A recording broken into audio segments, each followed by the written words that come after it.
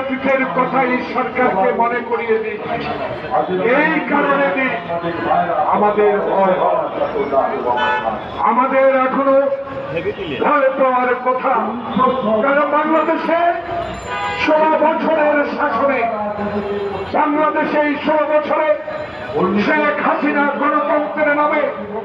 বাংলাদেশে যে সন্ত্রাস সৃষ্টি করেছে, বাংলাদেশে অগণিত অস্ত্র সরবরাহ করেছে, বাংলাদেশের অর্থ লুট করে কানাডায় বেগম করা করেছে, বাংলাদেশে যারা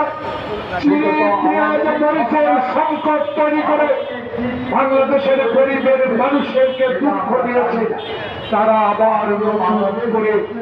আবার তাদের সুযোগ নেবানোর চেষ্টা করছে। দাবি নয়, এটা বাংলাদেশের তত্ত্বাবধায়ক সরকারকে এখনো রাজপথে দাঁড়িয়ে